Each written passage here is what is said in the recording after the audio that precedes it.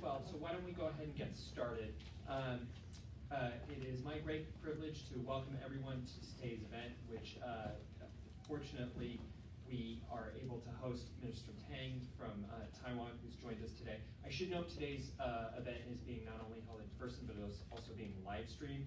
And actually what you see up here is the minister has very kindly set up as part of the live streaming, the opportunity to ask questions, submit questions online. So either please scan the barcode or go to slido.com and have your questions coming in during the presentation.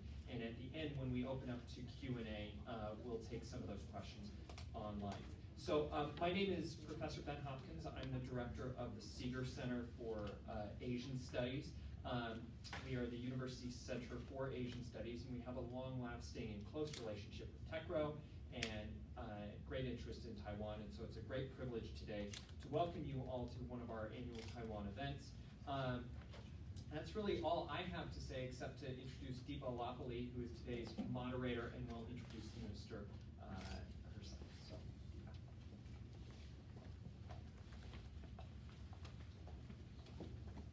Good morning, everyone, or good afternoon.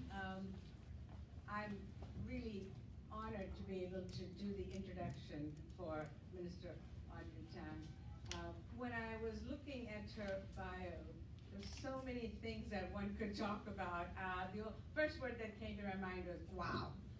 So here's somebody who has that wow factor, if I may. Minister Tang is the first digital minister of Taiwan, and I would say one of Asia's most innovative and exciting thought leaders and activists on governance and the use of digital space for that.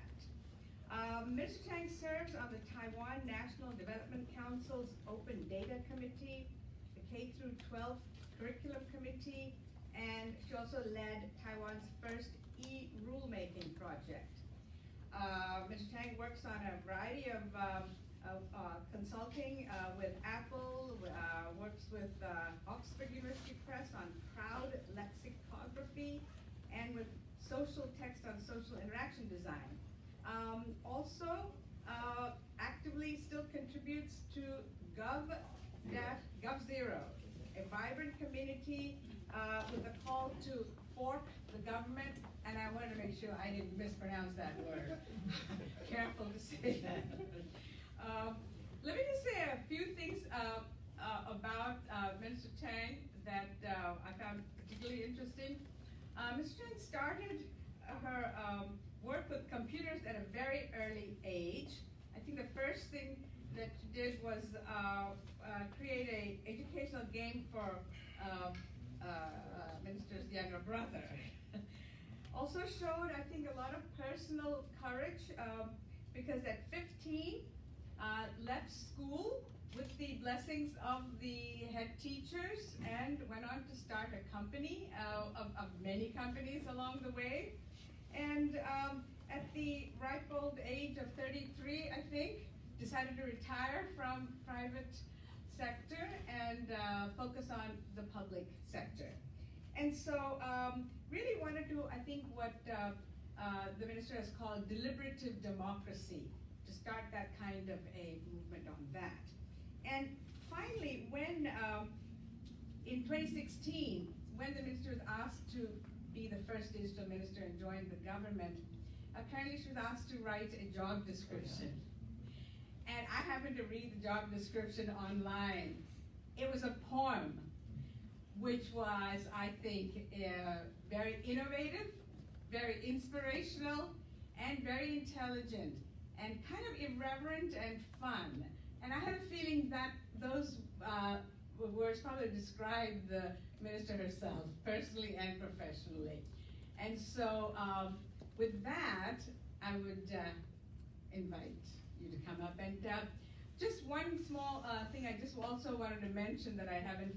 If you look around the room, there are some very interesting photographs that TechRo has kindly brought with them. These are in the back, on these easels in the back, and some of them have photos of the minister as well. engaging in dialogue between US and Taiwan on some things that some of you may know about, the GCTF and so forth, which has been in the forefront of fighting fake news, which certainly in Washington it would be very welcome. Thank you. Thank you very much. Thank you so much.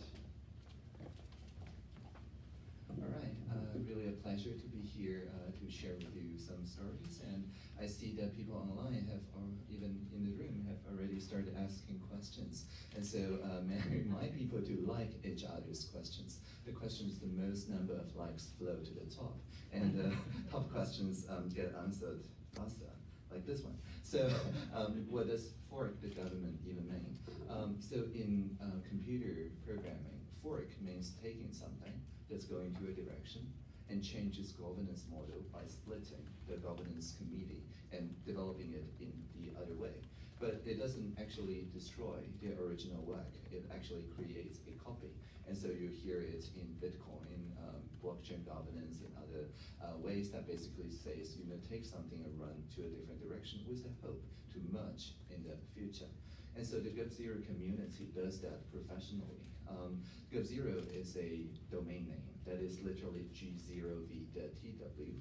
And for each of the government services that the GovZero activist doesn't like or think the government should do but haven't been doing, the GovZero activist does a shadow government website. So for example, the legislative is ly.gov.tw. And so predictably, the shadow legislative in GovZero is ly.g0v.tw. So it solves the discover problem. You don't have to Google search for anything. You just take an existing government website, change a O to a 0, and get to the shadow government. And the government that's built by the GovZero always relinquish copyright. So by the next procurement cycle, the government can just merge it back right in. And I'll show a few examples of the GovZero project that became national websites and national services. And so it's a way to gently push the government by creating essentially a standby version that is the fork of the service that is with the intention to be merged back. So keep the questions coming, because we're now at 0 questions. I'll resume my ordinarily programmed slides, which is my talk. All right, so today I would like to talk about the shared values in the US-Taiwan relations and strengthening democracy through open governance. Now, just to begin things, when we talk about crowdsourcing or collective intelligence and things like that, usually what we say is that it's a consultation about a specific domestic matter. Very rarely do we share the real agenda setting power of what exactly are we going forward, why we're going forward, the important priorities and so on in an online way, and mostly because of trolls. Now, in Taiwan, we've been perfecting the tool that is originally developed in San Francisco, I think, in Seattle, called Polis. And Polis is basically AI-moderated conversation that lets people resonate with each other's statements without the possibility to troll. And so just last week, actually, we launched with the AIT, the first of its kind, a digital dialogue of how Taiwan's role in the global community can be promoted, and we just crowdsource people's ideas, and there's 0 trolls so far, just hundreds of very useful suggestions. And so if you go to talkto.ait.org.tw, you can see the system. The system, very simply put, is that when you get there, you see one statement from a fellow, for example, Dr. Chris Templeman from Stanford, and you can either agree or disagree with that statement, but there's no reply button. And as you press agree or disagree, the next statement shows up, and you can just press agree or disagree. And as you do that, the avatar, that's the blue circle, moves along the axis of different camps. You can see how close you are to your social media friends and so on, and it produces automatically a chart that lists the divisive statements as well as the consensus statements. Now, most of the social media, indeed mainstream media, over-focus on divisive statements and essentially waste people's time because people are not going to agree overnight on the divisive statements, but actually letting people have a reflective view of what people's really consensus are gives us a pointer of which that we can say most of the people do agree on most of the things most of the time.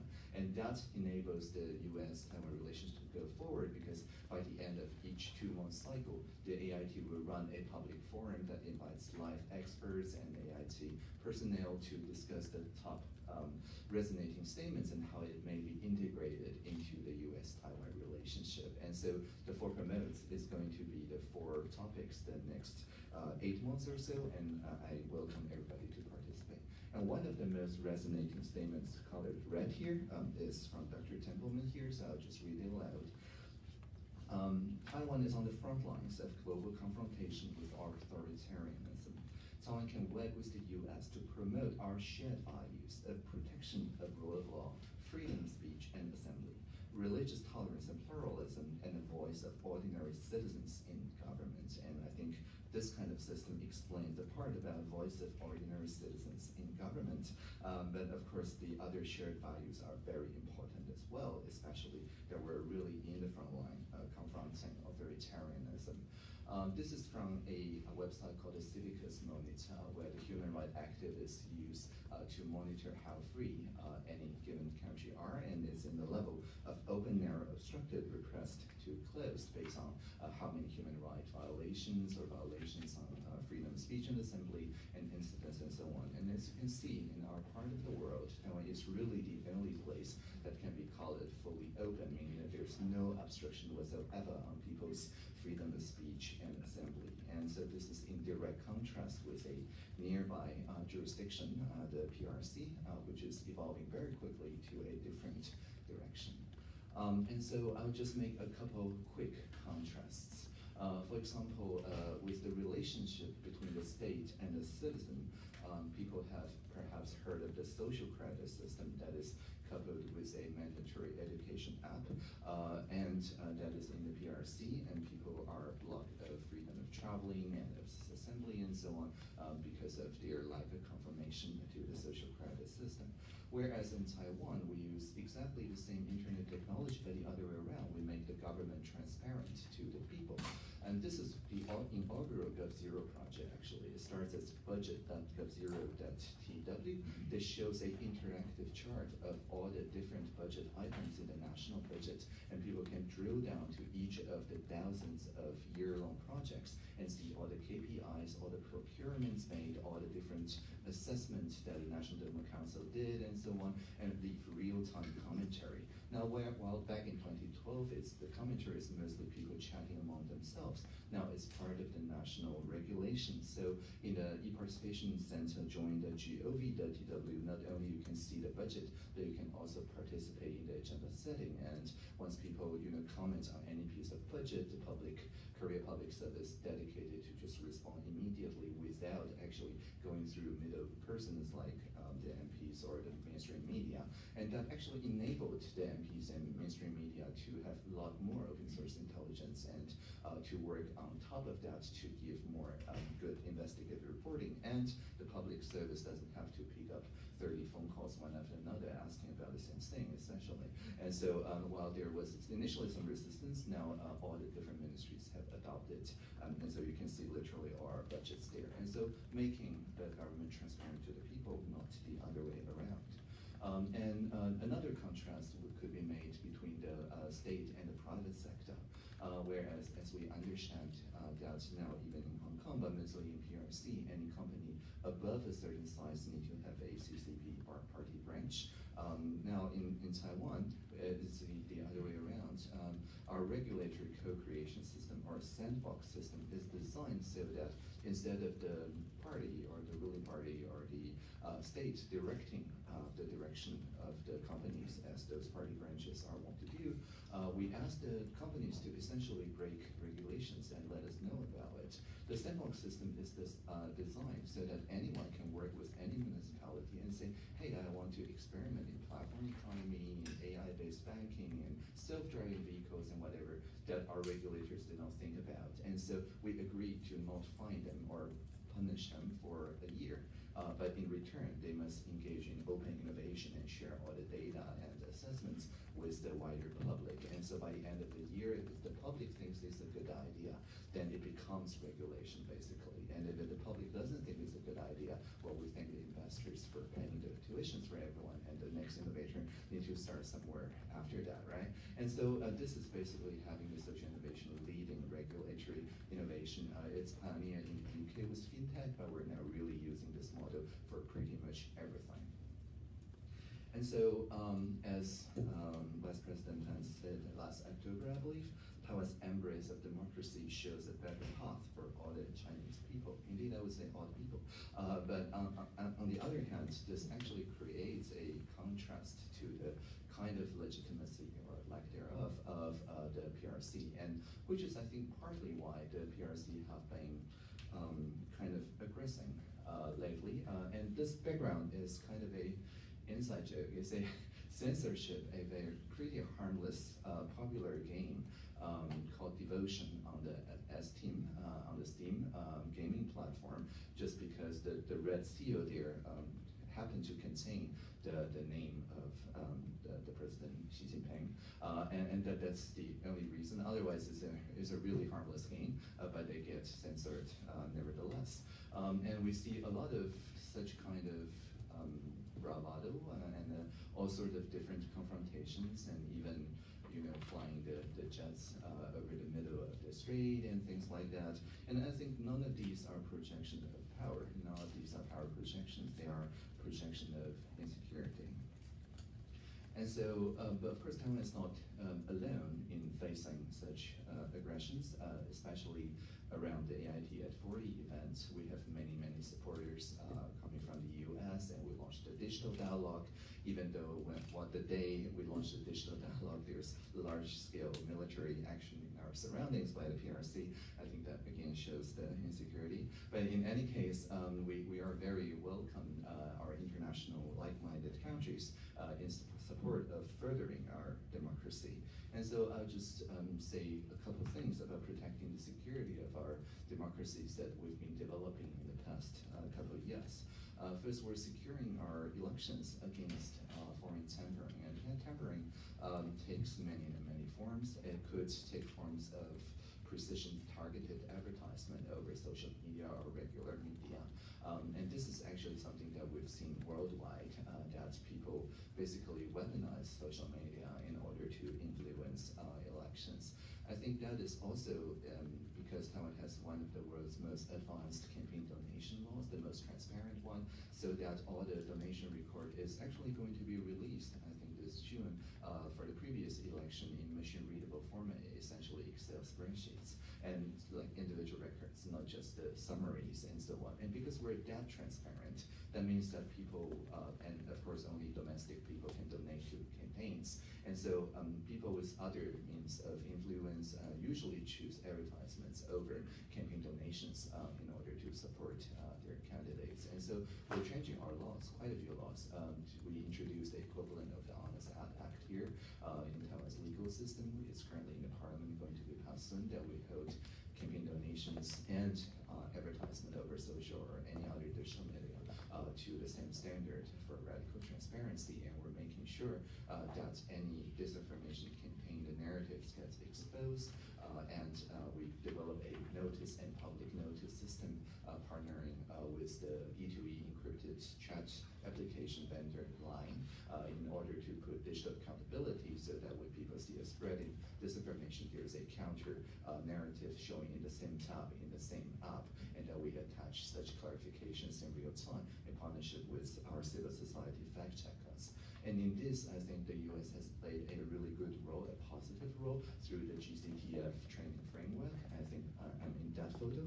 That's when we train the journalists in the Indo-Pacific region, not just bilaterally, but everybody in the region, about how to expose disinformation, how to basically communicate effectively when there is a information manipulation campaign. And the GEC, the Global Engagement Center, has also provided ample funding opportunity for the civic tech and other developers in the private and social sector to develop countermeasures for this regard, and we're very grateful about that. And of course, we're also working on cybersecurity. You may have heard that just last week, we published the so-called blacklist of non-secure devices finding the use in government properties and other government personnel and people working in critical infrastructures. And this is actually just the latest of a progression of development. I remember around 6 years ago, or just deploying the 4G networks, there was a question from one of the telecommunication vendors that whether they can use devices from the PRC, and our National Security Council and the National Communication Commission at the time decided that while they are market players at that point, when there's an escalation, everybody knows that in PRC, market actors become non-market actors through one mean or another. And so because of that, during the 4G deployment, we said explicitly that nobody in critical infrastructure or communication infrastructure in 4G should use PRC components, market actor or otherwise. And so, of course, we continue this into 5G, and now people are waking up to it. We're really happy that people are waking up to it. And so we, of course, again, work closely with the US Automated Indicator Sharing, US-CERT, that's the Computer Emergency Rapid Response Team and things like that, and we also share our training frameworks. But of course, protecting the facilities and institutions of democracy, the basic cybersecurity and election security, is really so that we can do innovation. And the innovation that I'm particularly in charge of is called the open government. The US, of course, is the founding member of the Open Government Partnership, currently at the 4th National Action Plan from the Trump administration. And we use the same ideas of open government internally in Taiwan as well. That's to say, to make the government transparent, participative, accountable, and also inclusive in the sense that we bring the technology to the space of people rather than asking people to come to the space of technology. And so perhaps unique in the world, we established what we call the Participation Officer Network. I think Italy is copying this network with their Ministry for Direct Democracy. But the idea is very simple. In every ministry, there is a team of people, just like officers talking with media or officers talking with the parliament. There's officers talking with emergent issues that are going to be networked collective action. And so basically, we meet with the protesters before they actually go to the street, because maybe they just want an invitation to the kitchen, so to speak.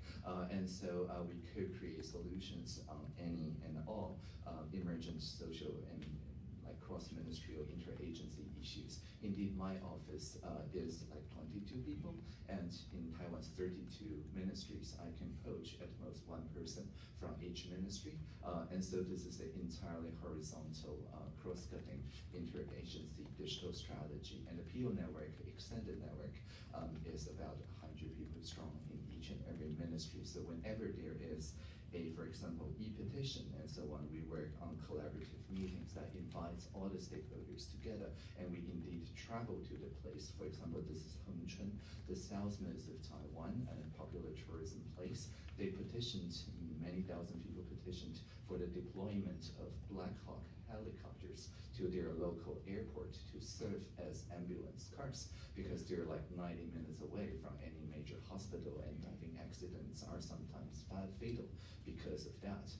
But the Ministry of Health and Welfare has said, okay, we apply for a larger hospital and a different deployment, but there's no funding from the NDC. Maybe the NDC can consider working with the Ministry of Transportation, and the Transportation said building a faster highway, we're still evaluating on that, maybe not this year. The budget is really not there. Maybe the Aviation Committee can say something. The Aviation Committee says we don't have extra Black Hawks in the Ministry of Interior. Maybe Ministry of Defense can say something, and so on. And this is the usual shape of interagency things. But because of participation officers now with the PO network, we have on the regulatory level what we call the ice bucket challenge clause that says if an agency or ministry A thinks B should own it, if B thinks C should own it, C thinks D, and D thinks A should own it, then I'm sorry, but everybody travels to Hengchun, everybody owns it.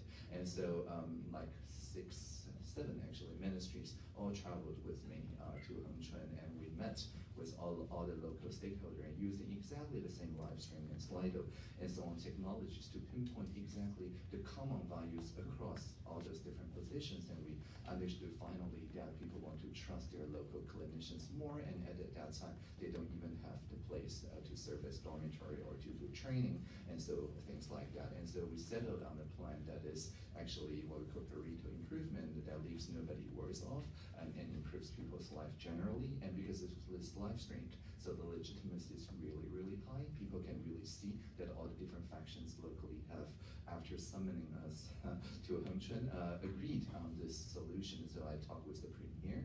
Every couple weeks we do a collaboration meeting, and next Monday I meet with the premier and send a synthetic document to the premier's office. And so they committed like really a large amount of money, I think 400 million Taiwan dollars or something, to really drastically rebuild that local hospital facility and fly over the doctors from Kaohsiung to train there instead of flying people to Kaohsiung, which of course this new solution is much safer. And so in OCP, this TW, you can see all the 43 or so cases that we've done this in a radically transparent manner. And so actually I joined the cabinet to work with, not for the government. And so there was 3 conditions of me working in the cabinet, and that are radical transparency. Everything that I hold as a chair, every meeting that I convene, we publish the entire transcript, 10 days, 10 working days now to the internet, and location independence. I will get to work anywhere. And so this is my office in Social Innovation Lab in Taiwan, and anyone can apply for 40 minutes chunk of my time. It's my office hour every Wednesday from 10 a.m. to 10 p.m. And the only conditions that you need to agree for me to publish our conversation online, and so that's my office hour. And finally, voluntary association. As I said, I don't command my colleagues. They come literally from each and every ministry. So we use pure horizontalism to make sure that we figure out projects that are of use of everybody. So the Regional Social Innovation Organization Tour, which we re-index all our work using the sustainable living goals that we really put everywhere on name card and t-shirts and whatever. We make sure that we travel to the local social innovators working on one or more SDGs and telecommunicate back to the Social Innovation Lab, and making sure all the 12 ministries are there, and so people see each other across the screen and can really solve cross-ministerial issues that are related to regional revitalization. There's many, many other networks internally that we're expanding outreach and even citywide participation officer networks. And so this methodology we of course publish on the socialarchive.org as papers, and also as comic books. That's our training material in 6 languages, including Indigenous. And so because everything is publicly online, we do get a lot of inquiries from the civic tech and GovTech communities in all these great cities that are experimenting with this kind of open governance. And so we have lots of allies, we run workshops, and we're very happy to share our open governance approaches in the Indo-Pacific and also abroad. So I would just like to conclude with the new consultation platform that the AIT and Taiwan has established together, the Indo-Pacific Democratic Governance Consultation. I think the first one will be in September around human rights and other issues concerning regional democracy. And we're very happy to share what we have learned regionally and do whatever we can to assist others around the world who are pursuing progress in their own countries. Thank you very much.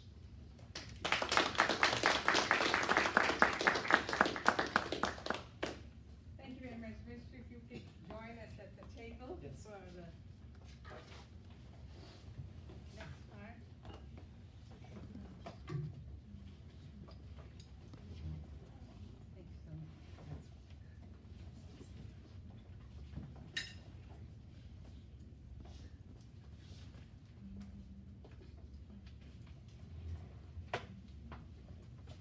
Mr. Chang, thank you so much for that really vivid talk. All I can say is that it's too bad we can't clone you and send you across the globe to start this kind of a movement. Well, following the minister's talk, we have 2 of my colleagues from George Washington University to give a short commentary and some reflections on digital space and governance issues, and their own views on some of this, their own findings to round out the remarks. So first we will start with Dr. Susan Aronson. She's a research professor of international affairs at the Elliott School. She's also a senior fellow at the think tank Center for International Governance Innovation in Canada. Susan is currently directing projects on digital trade and protectionism, also works on artificial intelligence and trade and a new human rights approach to data. So she will, it dovetails very nicely with what the minister just laid out. And she holds a PhD from Johns Hopkins University. Following Dr. Aronson, Dr. Scott White will give his remarks. He is an associate professor here at George Washington, and also he directs the new cybersecurity program and Cyber Academy, which is a very interesting, a new educational platform. Dr. White holds a Queen's Commission and was an officer in the Canadian Forces Intelligence Command. So he brings a security background to this discussion as well. After he did his PhD, he was an officer with the Canadian Security Intelligence Agency. He has consulted with a variety of law enforcement agencies across the globe, and he holds a PhD from the University of Bristol in the UK. So, with that, let me ask Susan to lead off. Hi, everybody, and nice to see you here. And thank you, Minister Tang. It's an honor to follow you, given all the good you've done in the world. So Deepa asked me to try to focus my presentation thinking about this in the context both of my own research and also of China. And China's, thank you, you should know this by now, right? You need a mic. But I've decided to do something different from what Deepa asked, which was, and what I'd like to do is put it in a larger context of the world in which we live today and the role of technology. And then what can the United States, an aging democracy, learn from this vibrant new democracy? And the reason I'm saying that is because I used to teach corruption, and when I taught it, I learned that attacking corruption is all about trust. It's all about building trust and forging anti-corruption counterweights built on trust. And so it's in that context that I'll comment on some of the innovations that Minister Tang has done. So thinking about this in terms of technologies, we can be techno-optimists or we can be techno-pessimists, and I'd rather be neither, because I think technologies, especially data-driven technologies, have given us both the best and the worst of times. And I would say today, almost every democratic society, from Sweden to Taiwan to the United States, is threatened by corruption, inequality, terrorism, and technology tools that both improve our lives and threaten our quality of life.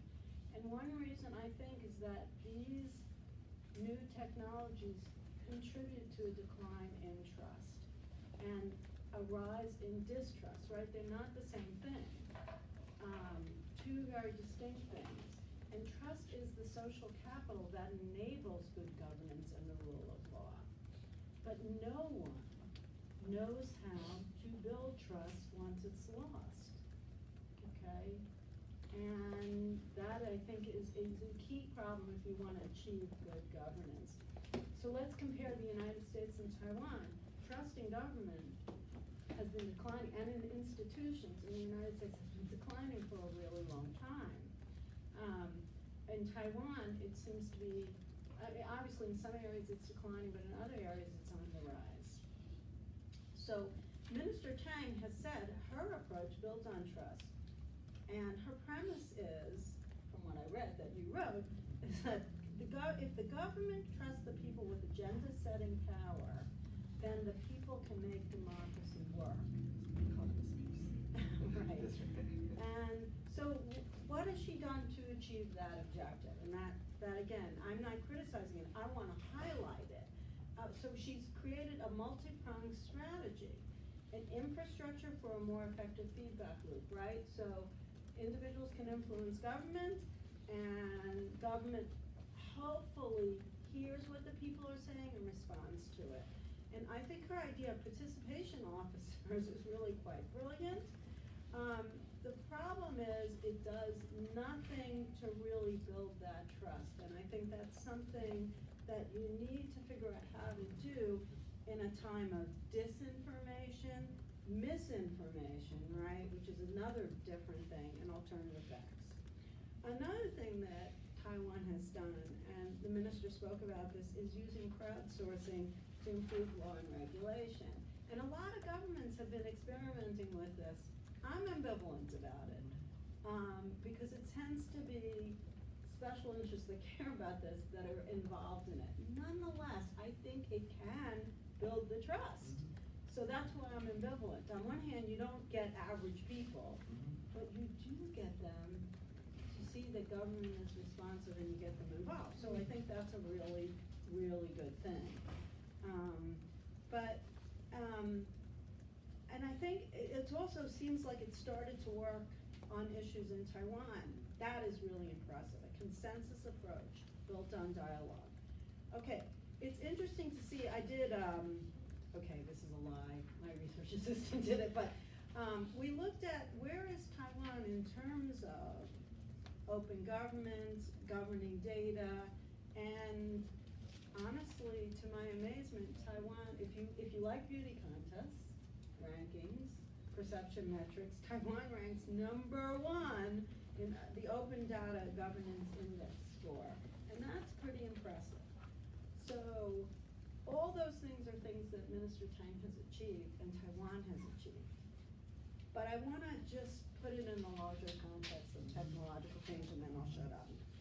I think misuse of data is forcing us to rethink a lot of things that we took for granted as goods. And good #1 is trade.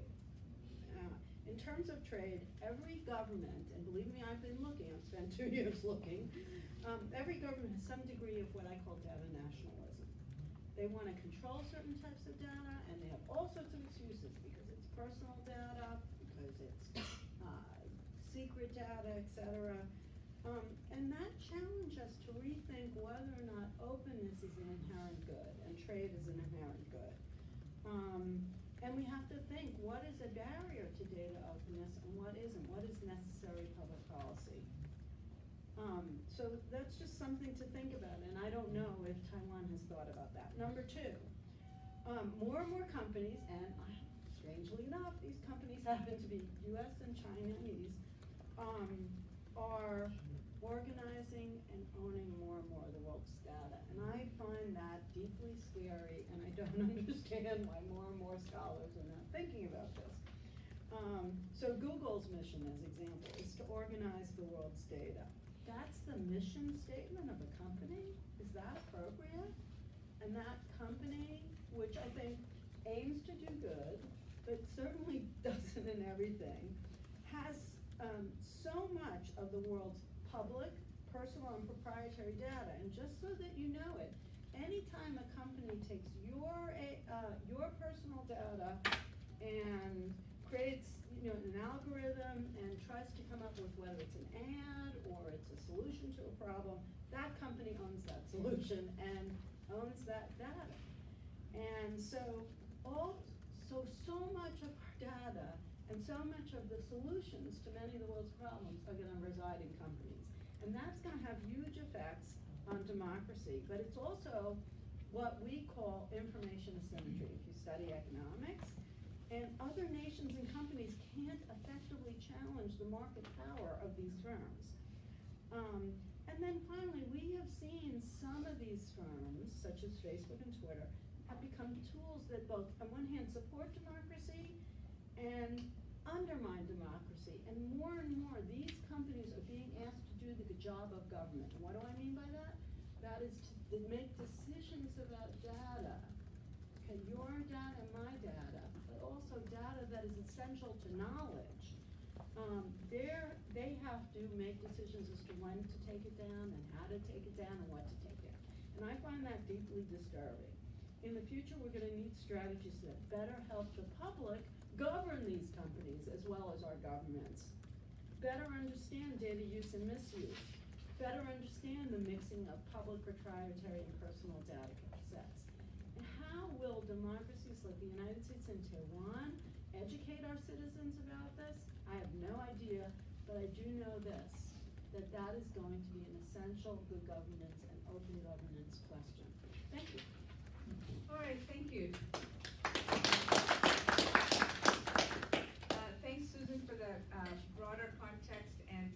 touching on your research at least. And now to Scott White for further context and however he wants to contextualize that. Thank you very much. Thank you, Minister. They were lovely words. These are challenging times for me, personally. They're challenging times because I've built a career on secrecy. I was in the intelligence services, and secrecy of information is what we do and what we collect. But ultimately, somewhere along that chain, you have to disseminate that information. Intelligence officers realize that at some point along the continuum, that information, if it's going to be of value, must be disseminated to other partners to share and then operationalize. So that in itself is a dichotomy for me, having spent my career in secrecy, to now find the optimal path is one of openness.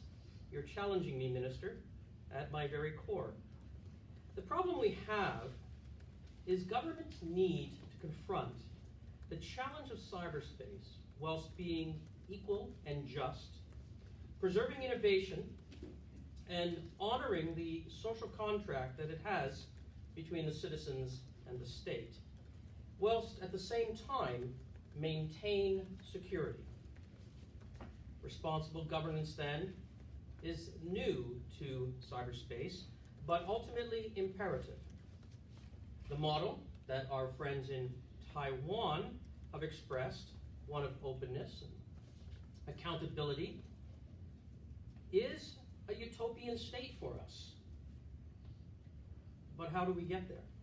How do we get there, sir? Ma'am, ladies and gentlemen, how do we get there? How do we get there whilst at the same time have security? We are confronted by a government, Madam Minister, we're right beside you, that has spent a great amount of time, a great amount of money, in creating probably the most dynamic social security force that we have seen. China has been very open with its concept of cyber sovereignty and the desire to extend its own ideas and its own ways of social governance to the cyber world. And they are in the midst of building the most extensive governance regime for cyberspace and information telecommunications that any country has seen in the world. Recognizing that technology and the advances that are being made so quickly cannot be controlled relatively easily by government. So, as we have the expansion of technology, the growth of technology, so too do we have the desire to control in China. This leads us to a variety of issues that we have to deal with. How do we, in democratic societies, advocate for openness whilst at the same time one of our large adversaries is moving mountains to create an environment of security and, dare I say, even social repression? When we do an audit in a security audit for Beijing, we find that the extent to government is well beyond that of just the society, just beyond the local governance, through to companies. And we see this presently in my own country of Canada, when the Americans asked for the arrest and detention of the vice president of Huawei. Huawei has just moved to 5G. Will we meet them there? Against this challenge, we have a government that is expansionist. We see China mobilizing in much of Africa now to assist the developing world in large projects, whilst at the same time we see Chinese government control in those societies. The social contract is there for China and its people. The social governance that they extend through the Communist Party makes it very clear the ambitions of the Chinese government.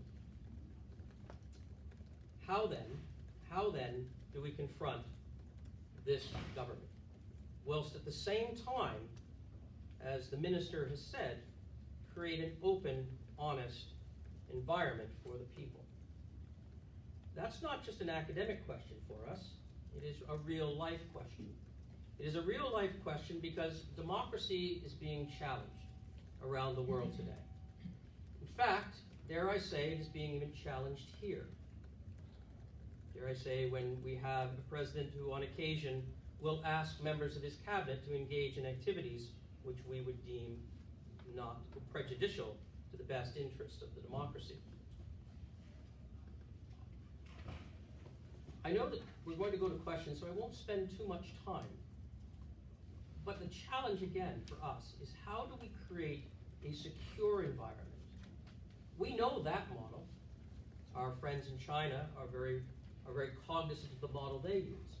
It is the largest model that we see. Taiwan and India have introduced a new model for us. The Taiwan model, one of openness, fairness, accountability, all the things that we would like to see. And yet, on the other hand, we have a very aggressive state moving equally as dynamically throughout the world to impose a different system. How do we engage in the cyber world, commerce, democracy?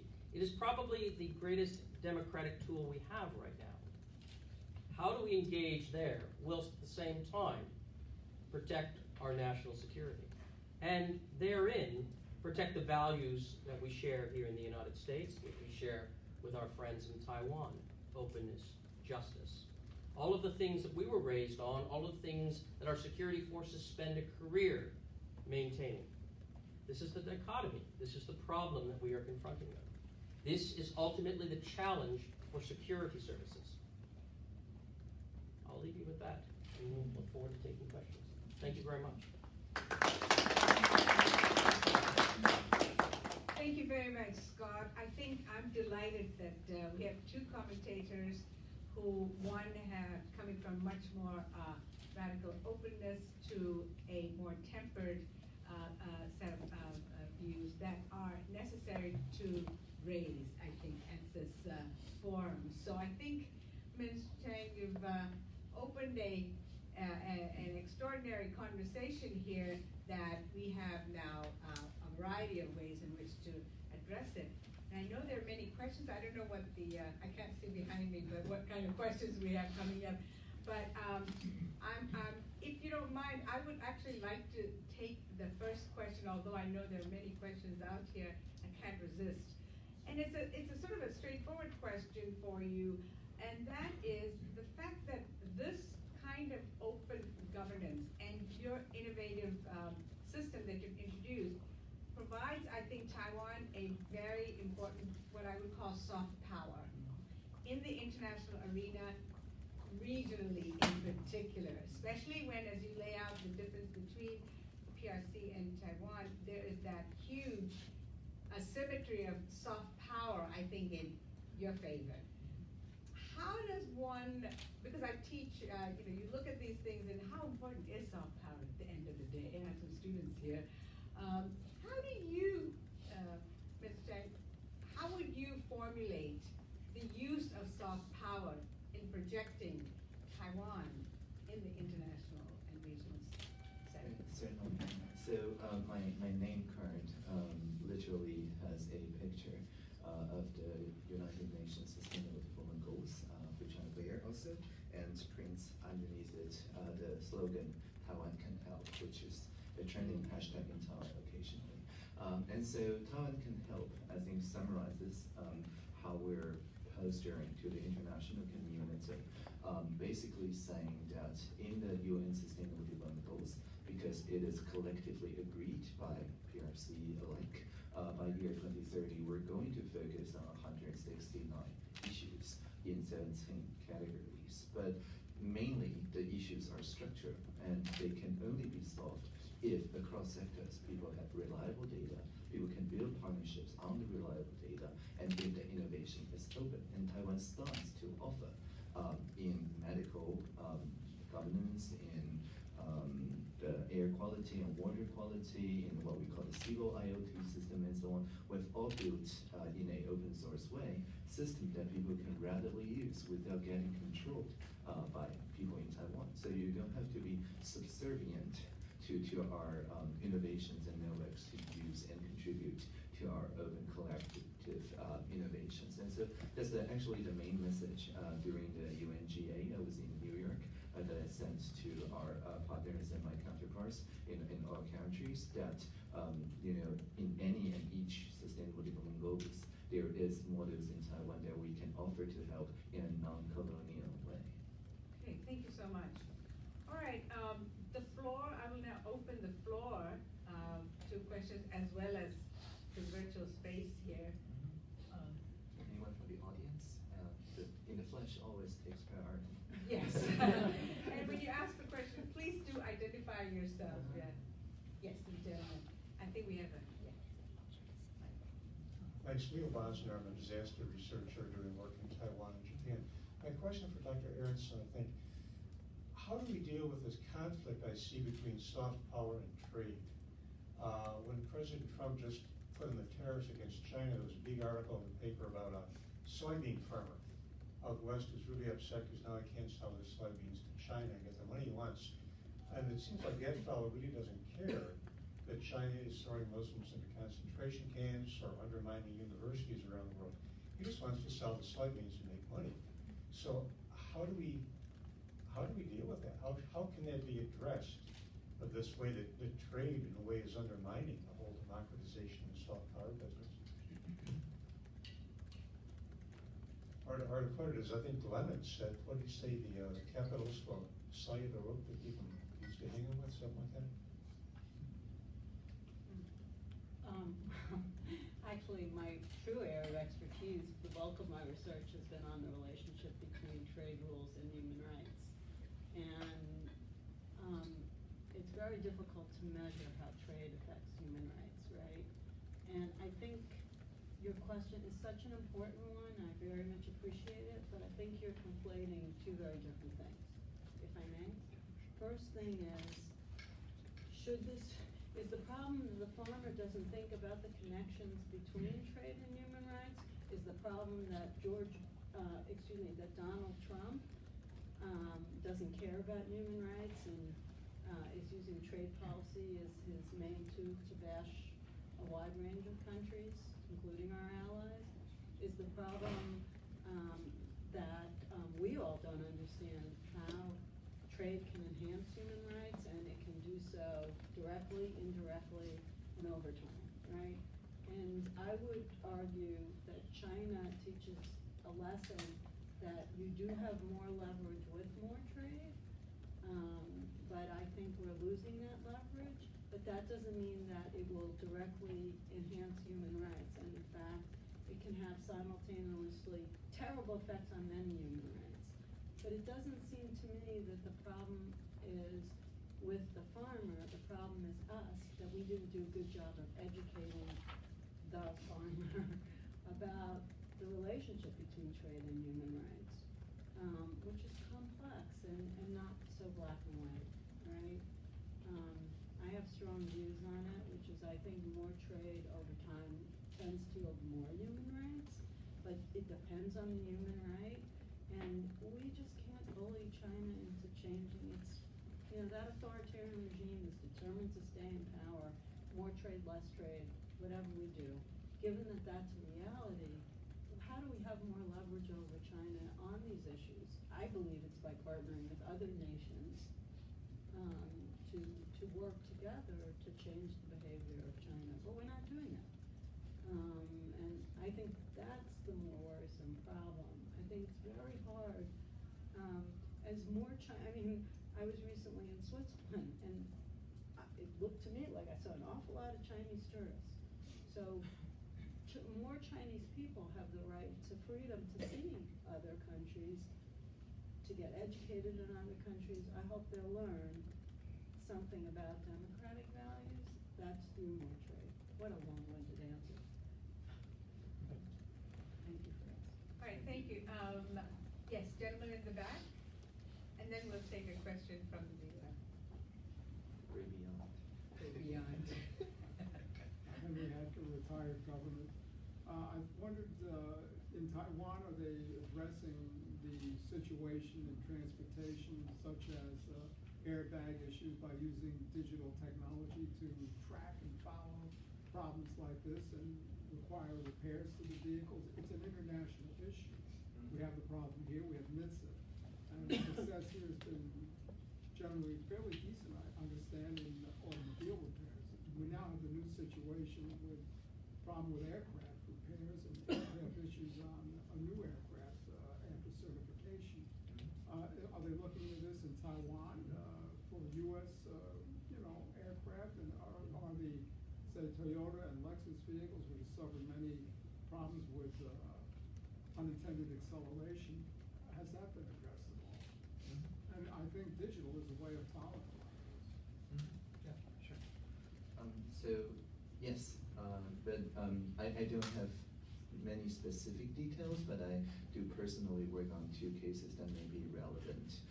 One is we do use distributed ledger technology. People call it blockchain. Feel free to continue calling it blockchain, but I'm going to say it's a distributed ledgers. We're using DLTs to track supply chain, but we, honestly speaking, we start with data that is not in the private sector, but rather like people's measurement of air quality, water quality, like atmospheric, free of privacy concern data. But still, that is very important because when Dr. Aronson said that Taiwan is #1 in the Global Open Data Index, I want to emphasize that open data in Taiwan doesn't only mean open government data. It means open data from the citizen scientists, from the private sectors, in a true collaborative, data collaborative way. And so how to generate trust between a supply chain of any manufacturing, of a shipping line of the so-called the code storage, between a manufacturing of food to its final safety space and organic food and things like that. All of this needs people who don't have implicit trust in each other to contribute data to a common pool that people trust that cannot be mutated by any other party. And when it makes sense to use distributed ledger technology, we do use the distributed ledger technology. And so Taiwan is, I think, one of the most advanced places in use blockchains for governance. Maybe behind Estonia, who retroactively renamed their EID system to say that they run on blockchain before the term blockchain appears. I think we can't really fight with that. But in any case, we're really progressing in using distributed ledgers to give accountability across the different sectors. The other thing that I mentioned about the sandbox system is really the sandbox system is a data collaborative system designed to have trust of the entire, for example, self-driving cars. In our, just like the MCD, we have a proving ground for self-driving cars and other kinds of vehicles. And again, the data arrangement is such that people who partner in such a data collective do have not just the visibility to each other's data, but for private data, they also have the ability to ship algorithms to one another and run the algorithms locally by the data operators and give out statistics that we can mathematically say is provably true or true to within a reasonable doubt that people did not fake that during their proving ground experiments in the sandbox. And so that's a lot of technical detail, but basically we incentivize by giving essentially 1 year monopolies free from penalties from the law in exchange for such data collaboratives. And so that's the 2 cases I have that may be tangentially related to the question that you have. And also addresses part of Arison's question. Okay, Yeah. Scott White has a question and then. Madam Minister, how do you, and again, the bravery is so apparent to me, how do you address the openness, the trust that you hold so true with your own security services? Well, very carefully. So what is the solution? Well, the solution is really a hack. So as part of my radical transparency working condition, I don't even look at state secret. No state secret passes my office. My office has a dedicated personnel to handle confidential information. I don't see any state secret whatsoever. And when there is a military drill where the cabinet members are asked to go to the bunkers, I just take a day off. And so this is called physical isolation. isolation, right? So basically, I don't know anything about state secrets, and therefore I cannot accidentally compromise them. I'm not advocating that everybody follows suit. There's going to be people working on national security, but for example, on my work on cybersecurity and so on, I work on the general outline without going into specific cases, which actually gets pretty far on OSN 11. Okay, thank you. I'm going to ask Richard to read off one of the questions. I think the second one on disinformation looks particularly interesting. All right, so a threat of disinformation is that people could be persuaded, not necessarily that they are. How can GovZero help reveal how influential disinformation actually is? Okay, so I get to wear my civic hacker tag because the question asked about GovZero, not government, which gives us a much wider range to talk about. There are certain limitations to what the state can do for disinformation without going into state propaganda or censorship of information and so on. But the GovZero community has came up with a pretty good innovative solution, and it's called CoFact or collaborative fact checking, and it's a bot called CoFact bot. And so many people go to the CoFact website, which is cofact.g0v.tw. It's not a government website. That basically asks people to install bots, basically add bots as friends. And whenever they see on WhatsApp-like channels, in Taiwan it's called Line, right? It's end-to-end encrypted, so the state doesn't get to view what's inside the envelope. But nevertheless, whenever people feel unsure about any information that people have passed to them, they can just simply forward to that bot. And that bot will forward it to a group of collective fact checkers that basically does two things. First, anything that's flagged by 2 or more people gets a public URL, so that basically anything that's trending before they get weaponized, it gets exposed. And so people inoculate against that potentially weaponizable misinformation, and so that it doesn't actually turn into disinformation. And the second thing is that once the collective fact checkers adds up the materials and write a clarification message to fact check if it's false, partly true, or things like that, the bot gets back to everybody who forwarded that to the bot. And so it adds to the conversation without censoring anything away. And there's many derivative projects. There's one on BBC and I think CNN called the Meiyu bot, the LTJ bot, that basically you can invite to your family chat rooms and channels. And basically it takes every incoming message, it doesn't store it, but it compares with the entire database of CoFacts. And if it's fact checked as false above a certain similarity, it just says on the family chat channel that this is fact checked as false, and things are not what this says it are, and please view this to know more. And so I think the idea is that it saves people from the effort to correct their parents and their children's bot that's there for them. And it's so effective that we can literally see the trending map of the disinformation or misinformation campaigns, and also that the line company itself, after seeing the success of this civic tech innovation, now agrees, I think by June or so, to basically have this as one of their built-in features, so that for anything, any message you can long press and forward it to the CoFacts and other fact-checking community as a built-in function of the Line app itself. And they're going to dedicate a tab for real-time clarification so that there's a balance of views for everybody using that end-to-end encrypted system. And so the beauty of this is just as how we solve spam. We don't solve spam by forcing everybody to disclose people's email contents to the government. Rather, we ask all this email agent, what we say the user agent, which is the vendors, to put a flag button so that people can flag something as spam and therefore voluntarily contribute to the international spam blocking network, the Spam House project. And once it's rated as spam, it's not censored, right? It still goes to your mailbox. It just goes to the junk mail folder so that you can check it when you have too much time. So it doesn't waste people's time on average. And this is the kind of agreement we're reaching with social media companies such as Facebook, that's going to dial down the virality of things that are fact-checked as false by the international fact-checking network, of which Taiwan is a member. Thank you. Could I just follow up and ask to what extent that is being adopted by other countries? Because it seems like such a widespread problem, especially during elections, which especially in India right now, there's a lot of disinformation going on. So yeah, the That's right. So I don't actually manage the Compact project, but from what I've seen on GitHub and the public development, that it's being ported, adapted to WhatsApp.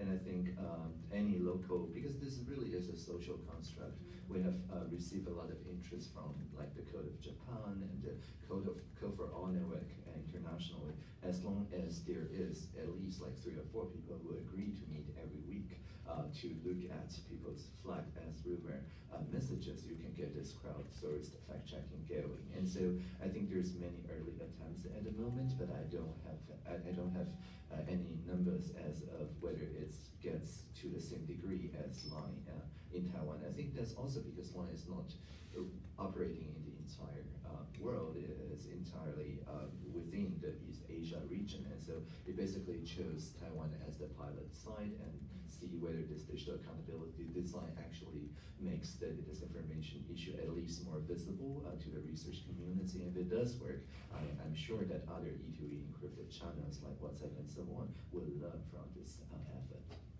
Okay, thank you. Other questions from the audience? Yes, in the front. There's the mic right there. Hello, I'm Milo Xie. I'm an intern at the US-Taiwan Business Council. So I'm wondering, Taiwan is complying with the Sustainable Development Goal and has also complied with several other conventions like EU's GDPR and the UN's 2 covenants. So I'm wondering, what is the rationale between why Taiwan is so committed to complying to these international conventions? Where you see this compliance going in the future? Well, because we can help. And I mean, if we're not compliant ourselves, there's no way that we can offer help to our diplomatic allies and like-minded countries. And so we really SDG index like everything. Our CSR reports that are SDG index, I think, is ranked one of the highest in the world, and also I think over 50% now. And our university also indexed their work in social responsibility, again within the SDG framework. So if you look at our voluntary national report, that only outlines what the state commits to do, but there's very comparable reports on a dashboard. We're going to introduce the dashboard shortly, that you can just select any of the goals and see the different sectors in Taiwan and what they're capable of contributing to. And we're also giving out regional awards like the APSIPA, the Asia Pacific Social Innovation Partnership Award, that gives awards not to specific organizations or individuals, but to unlikely partnerships between across countries and across different sectors in advancement of the Sustainable Development Goals. And so I think our top prize this year went to the Sigongdewa Fashion Village lab that is part of the UN Creative City Network. And so to answer your question, first, that we really have to be compliant because it's a common language that allows sectors to talk to each other. It's just common vocabulary. And the second thing is that because we're willing to help, we also use this as an extended way to mark our existing efforts that you can see in our VNR and other social responsibility reports. All right. Any other queries? Yes. Inside, gentleman over there.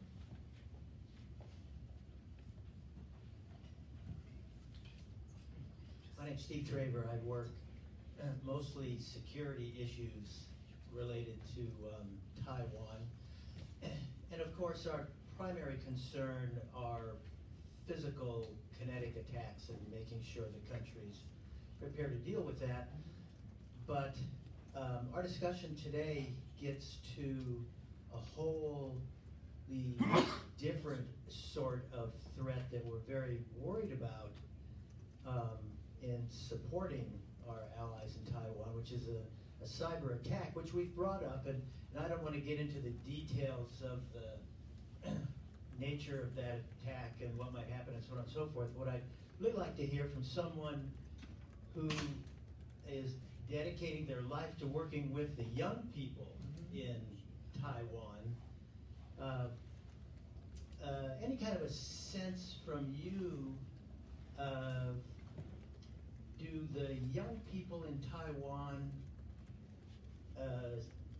have any sense of the threat that they're under, and do they feel a sense of urgency, and this this is my question. Do they feel a sense of urgency in being prepared both individually and as part of a generation that's going to have to confront this thing?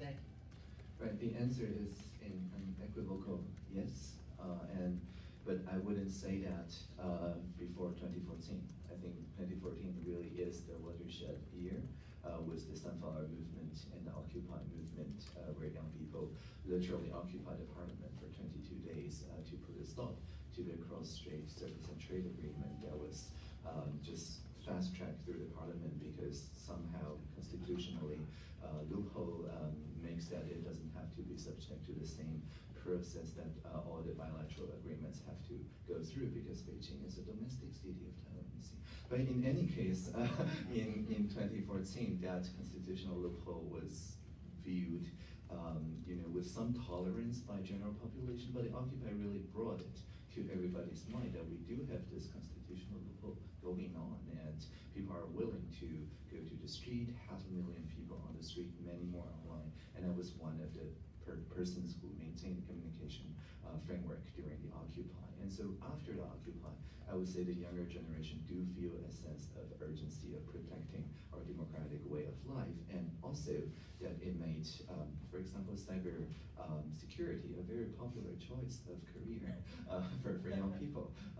Really being a white hat hacker in Taiwan ensure that you can get paid well, like 5 to 7% of all government project procurement goes to cybersecurity, that you get to meet with president, additional minister personally once in a while, and so on, so that they don't fall to the dark side, which always has cookies. But in any case, yeah, it made cybersecurity and general awareness a very popular thing in a young generation, and they do see PRC more as a conquering force. They don't have any conception of the overlapping sovereignty and other kind of ideologies that basically still is in the mind of people who still remember the martial law.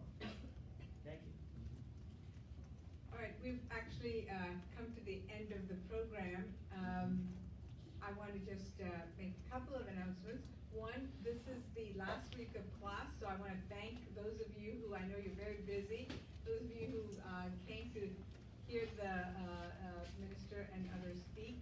I also want to say that the photo exhibit, there are only 8 of them right here, but we are working on setting up a larger 40-plus set of photo exhibits in the future. So stay tuned. We're still working on trying to get that, to have an exhibit here at the Idiot School on that. Like a kind of a journey of US-Taiwan relations, some of the key elements here. And also we are having lunch right after. Yes. Thanks for waiting patiently right outside in the hallway. We collected, and you can sit outside or come back here. But and also thank you to IIIP for advertising the event and joining us. And finally, let me just say what a tremendous honor and privilege it was to have you, Mr. Chang, to grace us with your presence. And really, I can see that you can ignite a kind of a movement almost on the sort of digital governance. And even I'm so inspired and excited by someone, I'm someone who is a political scientist who's shuns technology as much as I can, but you have really made it so accessible and so exciting. So thank you, and thank you also to my fellow panelists here. So please join me. So for watching the live stream, I'll get back to your Slido questions on Slido platform itself by this evening. So thank you very much.